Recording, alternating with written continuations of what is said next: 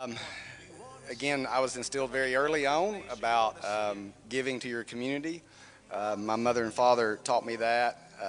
My father had a numerous businesses. He didn't go to college, but knew how to treat people and had a candy tobacco wholesale business in Cookeville called Shelton Wholesale Company. And when I graduated college, I actually took that over and became Shelton's Jewelry Store, Shelton's Jewelry and Gifts. If any of y'all have ever heard of that, it was over by the depot in downtown Cookeville. And so um, through his service in the communities where I got involved and where I got interested, he always instilled that in me. He actually was a volunteer firefighter for 35 years. Then he became the actual fire chief, police chief, city manager in Cookeville, Tennessee back in the 80s. And so I got involved in some things and trying to understand what I like about my community and got involved. And then I decided to run in 2002 to run for office. Now in Cookeville, the mayor is not a full-time job. The city council is not even a full-time job. It's a volunteer service. So I ran in 2002 and was elected and served 4 years. And during that time, I really had a desire. I really wanted to be mayor the next term, so I ran and kind of thought I was, and the Lord knew I wasn't ready for that, and humbled me, and I think I came in third that year. So 2000 served 2006 to 10, and as I was coming out of that, I felt led to run for state representative, and I prayed about it a lot. And prayed and had people throwing money at me and wanted me to run for state representative. And I guess the Lord knew I wasn't ready for that. My wife could never get comfortable with me doing that. And so as a smart husband, I said, no, I'm not going to do that. And so I didn't run. It turns out Ryan Williams, actually, he was serving on city council with me at that time, and he ran and defeated the incumbent that was, Democrat incumbent that was in there. And so I always thought, that could have been me, but the Lord wasn't ready for me there. And my job, I was in pharmaceutical sales at the time, and I was traveling west every day. And about 6 months later, my job changed, and I started going east every day. And so that would have made it very difficult looking back. I always like to, it's really, hindsight, they say, is always 20/20, but I think more so is when you get to a point and you turn around and look backwards and actually stare at it for a minute and kind of see the path that you went on. And then 6 months later, my parents got pretty sick, and then they died within 6 months. They actually died within 60 days of each other. And so I look at all that and I think about the path that I had there, and that the Lord knew I wasn't ready, it wasn't time.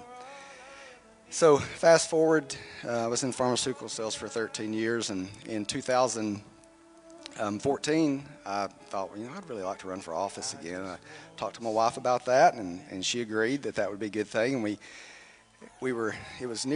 this was in June, and Cookeville had no 4th of July celebration. And I said, well, this is crazy, there's no 4th of July celebration. We should say something, we should bring fireworks back. And so I kind of mentioned that as something I thought would be good, and it kind of took a life of its own, that the community really wanted family-friendly things to do. And so it became everywhere I went, people were talking about, are we going to have a 4th of July celebration? We're going to have fireworks, we're going to be able to do that. And so I won, got the most votes. In Cookeville, everyone runs for office.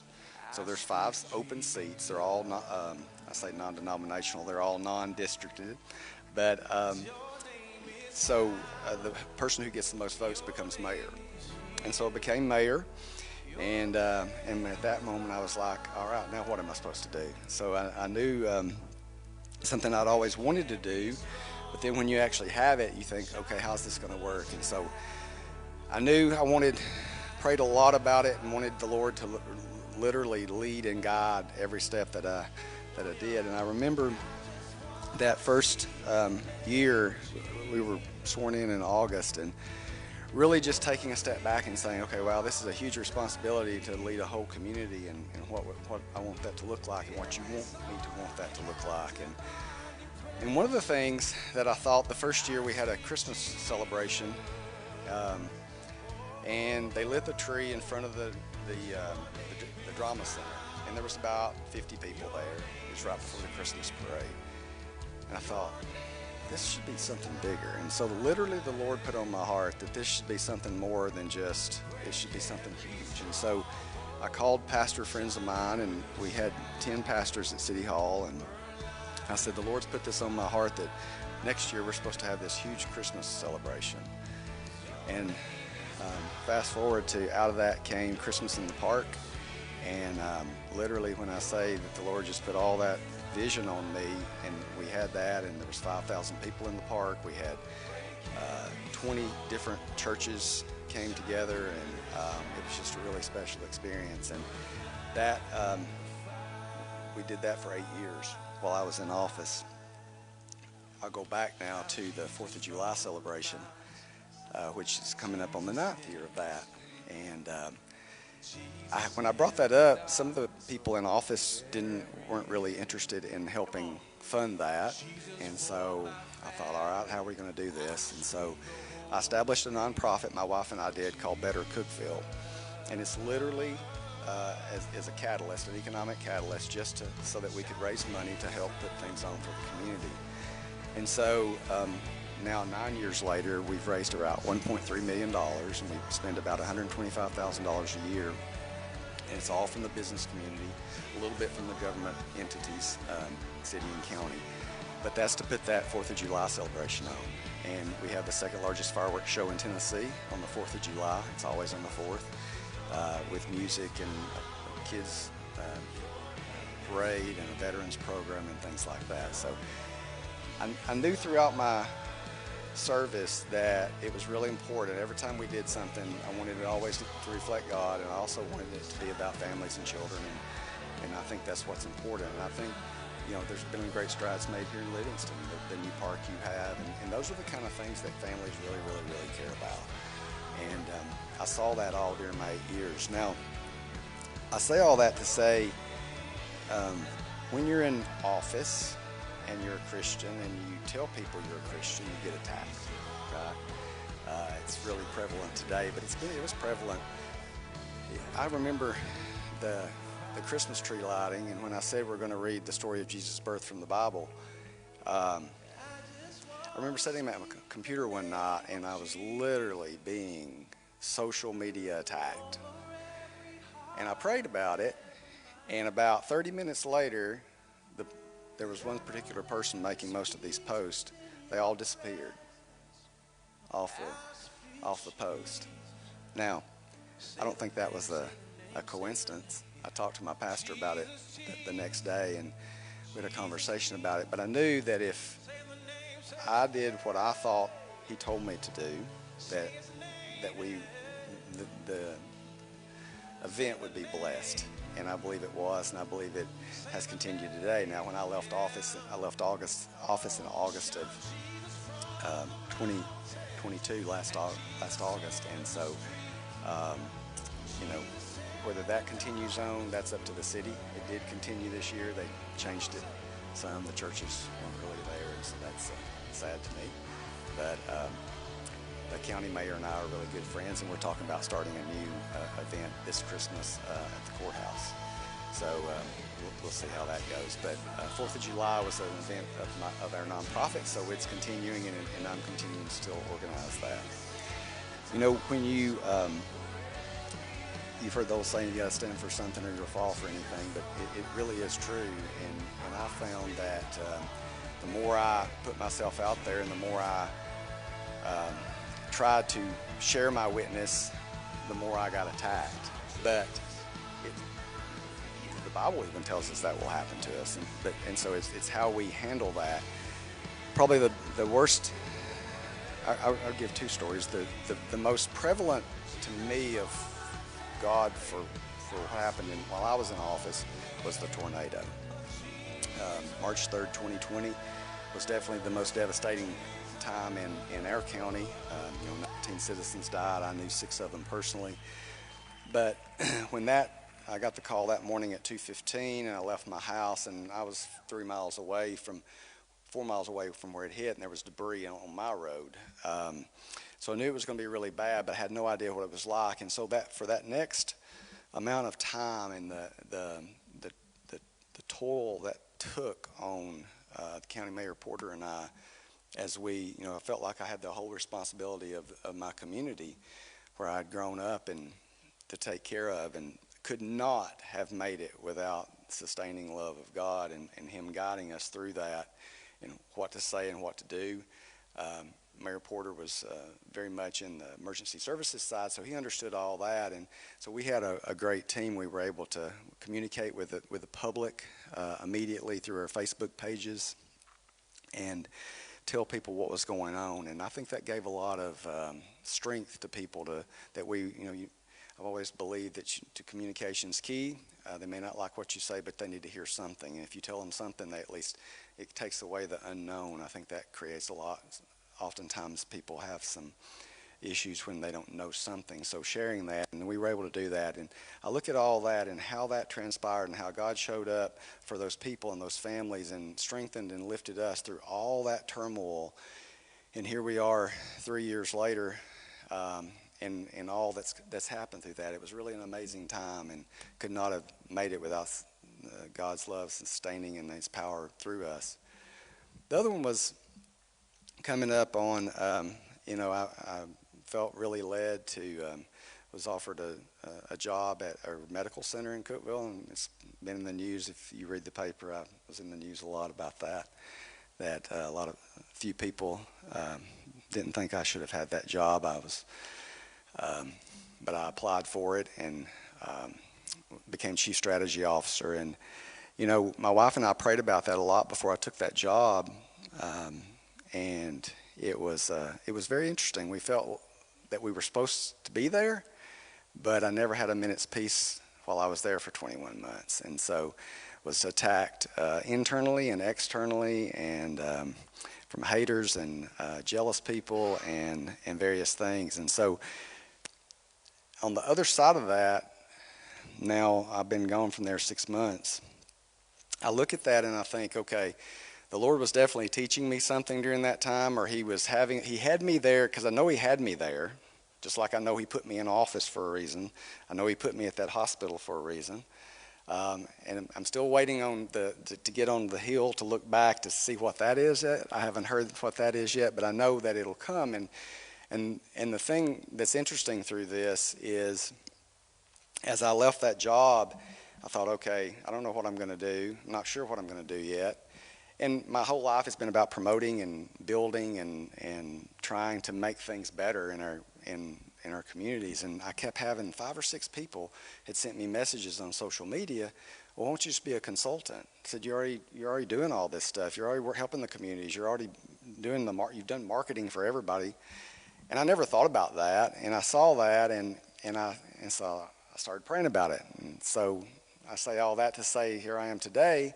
And I started my own consulting business, and was blessed with, been working with Tennessee Tech, been working with Vol State, working with County Mayor Barlow here in Overton County, working on some economic development opportunities here. And so it's just really interesting when you look at things from a different perspective. It would have been easy to get mad, and I did, and it would be easy to want to lash back out, and sometimes I wanted to do that as well, but that's not what we're called to do. We're called to forgive even when it's not comfortable, and move forward. And as I began to do that, I really saw a change in not only me but other people's reactions to me. So, as we're told, forgiveness isn't really for the other person, it's for us. It's for us so that we can move past things. And so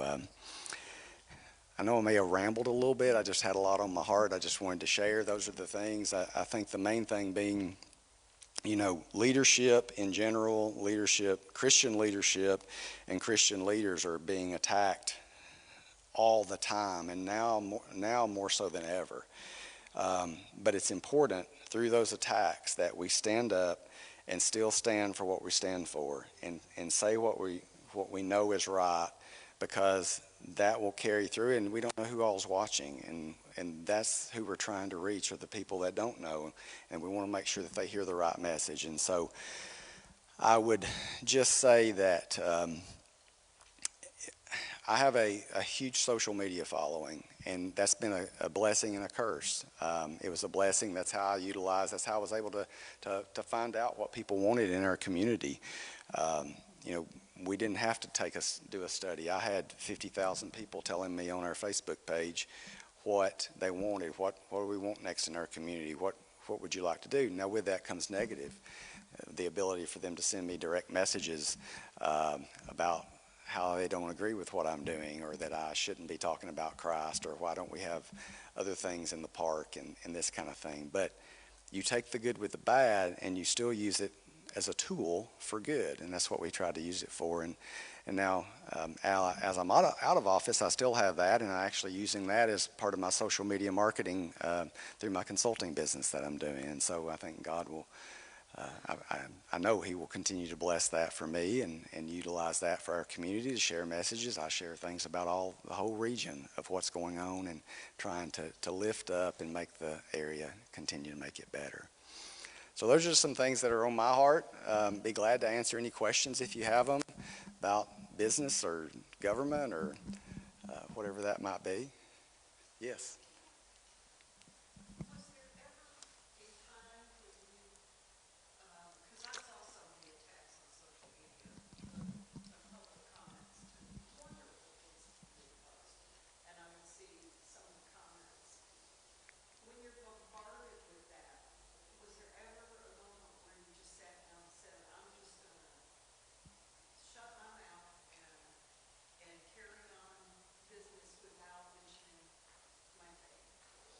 No, there wasn't. I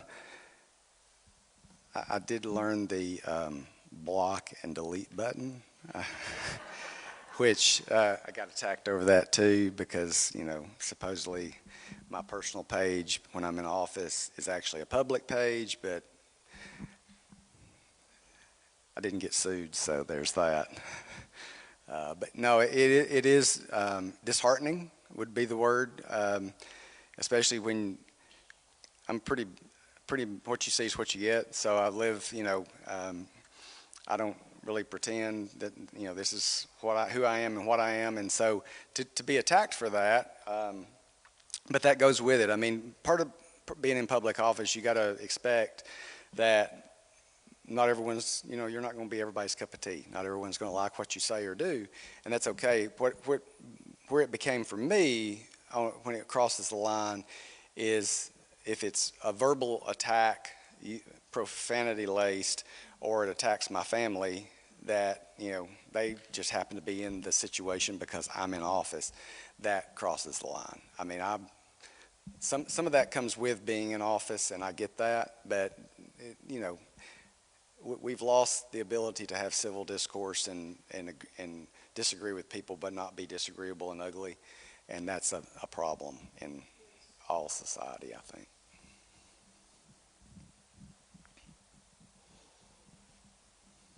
Anybody else?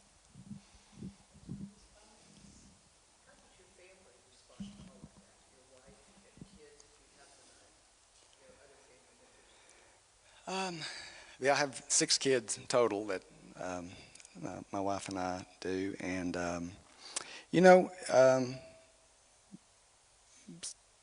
sometimes it was hard. You know, kids can be not nice at school and things like that. My wife is thankfully my sounding board, and she kept me in check of saying things and doing things that, you know, maybe I would want to do. And in retrospect, I'm thankful for that. You know, because I was always saying I'm going to let the Lord handle it, because if I handle it, I may go to jail. So, you know, but thankful for, you know, a loving Christian wife who speaks truth and is able to help me see things beyond what's right in front of you, because that's the hardest part, I think, when you're in the midst of something and being attacked or whatever that looks like, is you don't see. It's called the spotlight effect. I don't know if y'all have read a lot about this. I have. You think everybody's looking at you or talking about you, when in reality they're not. It just feels that way because you're in the middle of the spotlight. And so all of us get in that trap, and I've been reading a lot about that. It's really freeing if you think about that. You know what? It's really not everybody in the world. It's only this very small thing, but it's hard when you're in the midst of it. Yes. I fully understand that anytime you're in an office like that, anytime you make a decision, you're gonna make one group happy and one group mad. But as you stay consistent with your faith and consistent with how you presented yourself, do you think that more people was willing to accept how you stood versus giving in any way? I think so, and I think, again, my observation, it doesn't have to be yours, but I think most of us are in this 70 or 80% in this middle situation where we have, there's common sense, and then there's the extremes, the 10 or 15% on each side that creates the conflict and it creates the problem, and thereby creates the issues of where you can't just agree to disagree. And so, does that answer your question? I think I think most of us, we can be left or right on some situations. Sometimes we're a little more right, sometimes we're a little more left. That's okay. It's when you're only one viewpoint and you can't come off that viewpoint is where I believe and that's what we're seeing today in federal politics and every politics. We're seeing that, and it's very unhealthy for our country. It's very unhealthy for our communities, and it's honestly unhealthy for us. People have forgotten about the whole thing of, okay, well, you can do you and I can do, just don't make me do what you want me to do. That's the problem. Everybody can't be happy with just you believe like you want to believe on certain issues and I believe like I want to believe on certain issues. No, the other side wants you to believe how they believe or you're wrong, and that's a very dangerous spot to be in, I think.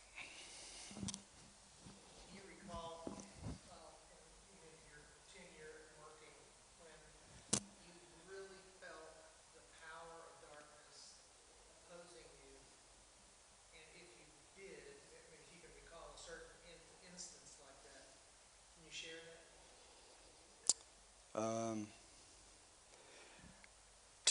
the two things, the tornado wasn't the power of darkness from maybe the external. It was the darkness of the brevity of the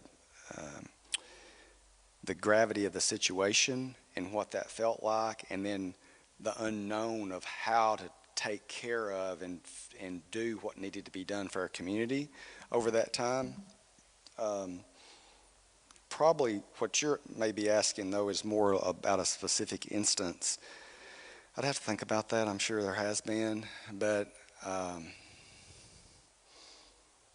well, yeah, there was an instance that was partially another council member brought that on and created a huge negative light on our community, and I was caught in the middle of that, being attacked for something I said that really it should have never been dealt with on a local basis. It was a much more of a national issue that was forced into our community, and prayed a lot about that at that time, and it was a bad tipping point in our community, actually, but we were able to get through it, but it was certainly a challenging time. I think that was probably as close to that. I had a couple of dealings with like that kind of thing. So if that's what you're referencing, but again, relying on my faith, or just relying on praying about it, and knowing that when I went to bed at night, and I could sleep knowing that I did the right thing for the right reason, because I felt like that's what God was telling me to do and how I handled the situation.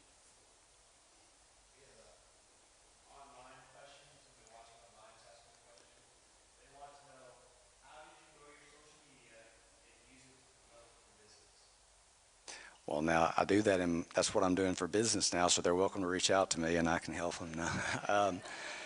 You know, it's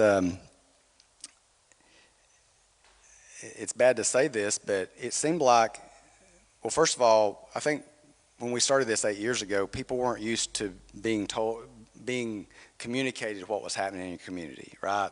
You either had to look at a newspaper or radio. And so we tried to take it right to the people. I remember when we got elected in August, I told Mayor Porter, I said, we need to start a Facebook page. And he goes, I don't want to start a Facebook page. And I'm like, yeah, I really think people, if we tell everybody what we're doing and communicate on what's going on, people will appreciate that. And he goes, well, all right. So we've had this fun back and forth. I think he's got 48,000 on his now, and I've got 56,000 on mine. And, you know, Cookeville's a town of 35,000, so we reach people all over the country. I mean, I have people all over the world, actually. And it's pretty amazing. And so it took big leaps every time there was an event. The first big ice storm in Monterey that happened, I remember shared some immediate pictures on that. I probably at that time had about, that was in January, right after we'd been elected, so I only probably had about 7,000 to 8,000 people on there, and I remember sharing those pictures, and somehow I got picked up by ABC News. Next thing we know, they're calling, wanting to know about this, and I think I grew like 7,000 people in like a 2-day period because of that. So it just every time things happen, it grows, and then I think providing information and people seeing, okay, this has pertinent information, I can understand and garner aspects from what's going on in my community. And now that I've been out of office, I think we've grown another 3,000 in like the last 3 months. And so just continuing to, I try to share a lot of stuff around, not just in Cookeville, but I try to share stuff for Overton County, White County. Here's the deal on growth. Cookeville, y'all come there, it's really busy. And that's a two-edged sword. I can't tell you the number of people that I had, well, we followed your Facebook page, and then we saw it was great, we want to move there. And so they're moving to Cookeville, and they're moving to Overton County from all over the country. Just want them to bring the good stuff, not the bad stuff when they come. But I think the thing about that is we need the other communities. We need Overton County and White County and Pickett County and Jackson County and Warren County. We need them to also grow and take some of this, because Cookeville can't stand all that. So it's okay. And too many people have these border issues where they want to say, well, I want it to locate here. We were never that way, because if it doesn't matter where they live, they're still going to shop and eat probably in Cookeville, may get their medical care in Cookeville. Livingston has great medical care too. But the point is, we're a region together, and that's what we've all, just because Cookeville's always been the hub doesn't mean that others can. And so we've got to keep that in mind, and we've got to make sure that the infrastructure that'll give areas around us, because Cookeville's infrastructure, although we put 75 projects on the plate and they're in some phase of funding, it's going to take years to get all that done. And so the other communities need to step up and do that too, because otherwise we're going to continue to grow. It's just, you're either growing or you're dying. It's one or the other. And we don't want a dying community. We don't want any of our communities to die. So we've got to take those things, but that's part of it. So that's a long-winded answer to literally just communicating and telling people and sharing, honestly, mostly good news, but new pertinent information for folks. Anything else? Yes. Do you primarily use Facebook, or do you use other platforms? Mainly Facebook and Instagram, and some LinkedIn is what I use, and that's what I'm doing right now. One of the things I appreciate you get to talk about it for a second, but my Shelton Consulting Solutions, and I've got cards, and y'all are welcome to take it. But we utilize, so most of the time when you do paid Facebook advertising, you're taking those metrics and you're taking your own Facebook page and you're paying for people to see your Facebook page. How a lot of mine's different is I use my Facebook page. It's already got a pretty large audience, and so a lot of what I'm able to do is organic, which actually goes oftentimes further than paid advertising. And so that's been it's been good for some of the local businesses that we've done that with. And then if I'm talking about it, it's kind of like I'm endorsing them as well. And so being able to do that for businesses. Like I said, I'm a small business person by nature, so I want to see businesses do good, and happy to help them. So, but yeah, it's mainly Facebook. I mean, obviously there's a huge amount of talk on TikTok and other things, and short form video and all those things. And we'll see. I was told the legislature just passed that state institutions can't use TikTok anymore. So, that's going to definitely change some things. Who knows what's going to happen on that? But there'll be some interesting changes over the next little bit. Anything else? Did you have a question? Well, mine was a little bit different. I was thinking about how does the government, Cookeville government, because that's where you were, handle the huge social issues that are bombarded this town? I mean, it's getting worse and worse and worse. And obviously the government is going to have a variety of personalities. It's quite diverse in the way it looks at things. So, was it last year that there was the big potential attack on the pregnancy center? And then the different things that happened in the park that, we probably wouldn't appreciate a whole lot. How do y'all, how is that addressed and handled internally? Well, when I was there, obviously there's lots of conversations that happen behind the scenes, and then you decide how you're going to communicate that, or how much you're going to talk about that out in public. I think the most recent situation there it was really talked about in public. It was just not talked about. I'm not in office, so I don't have to say. If I had been in office, I would have probably felt compelled to say something, because I think that's what people expect. If you're not visible and out there on social communicating, then people may not expect it, and that's kind of where they're at right now, because there's not a lot of communication like I did. I'm not saying right or wrong. That's for everybody else to decide, not for me. For me, it worked.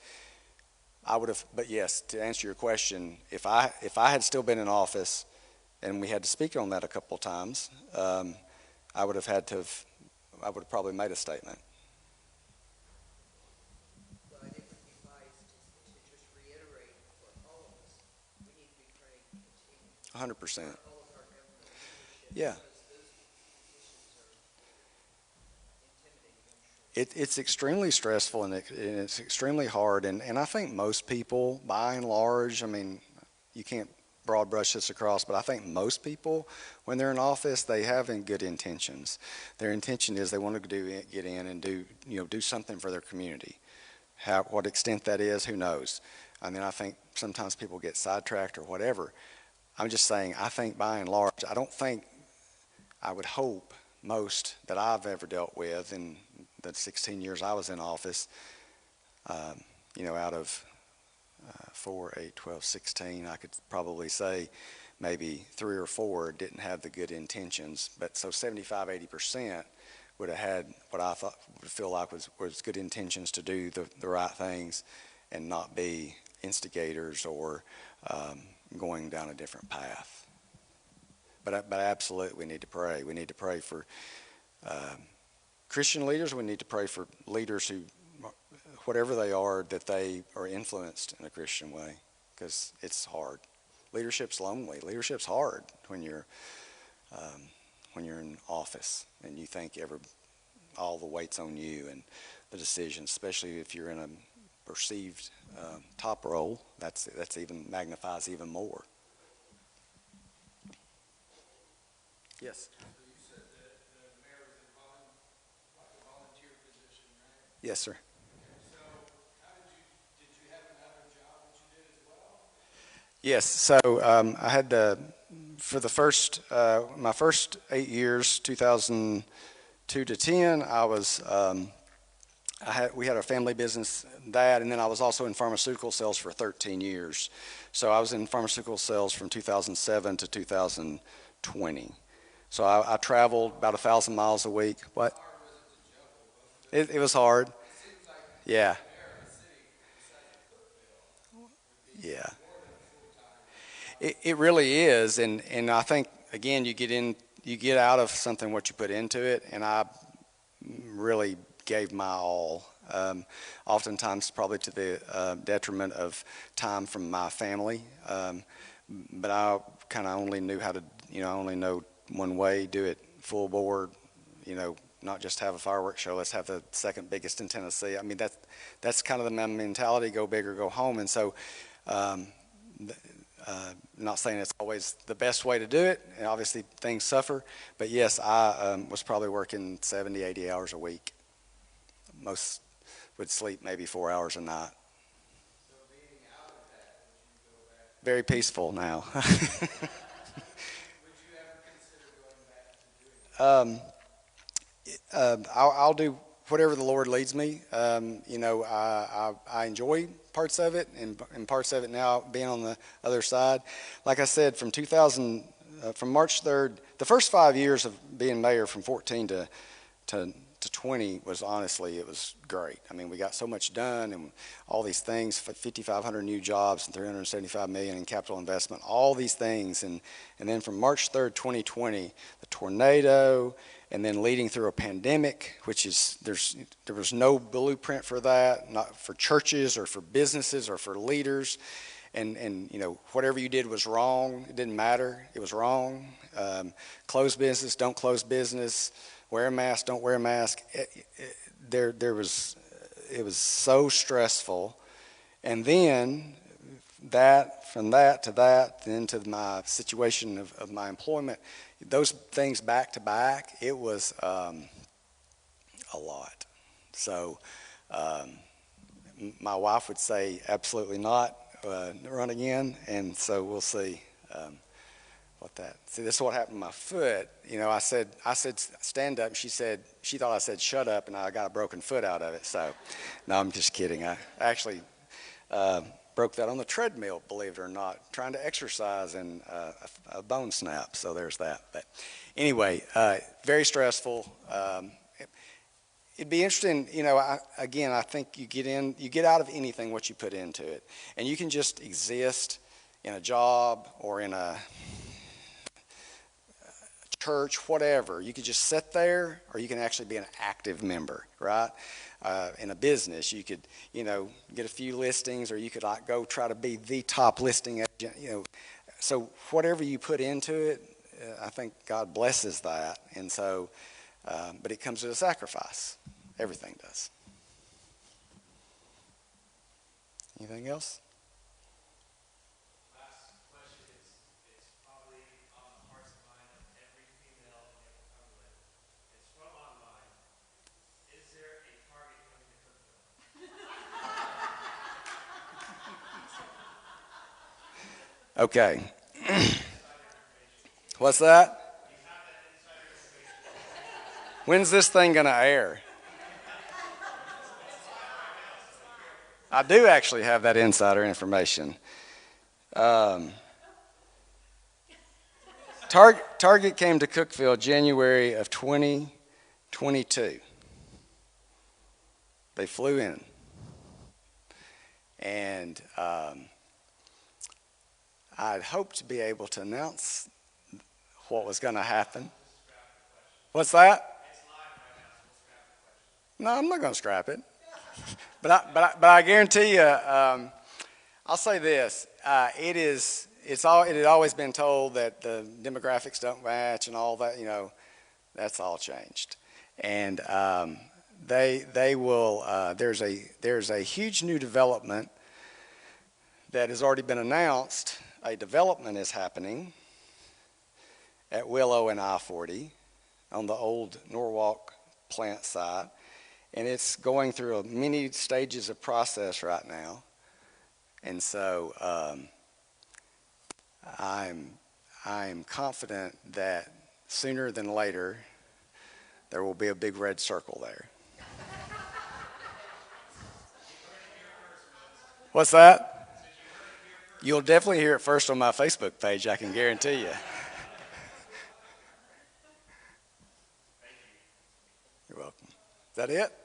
Thank you all for having me. I really appreciate it.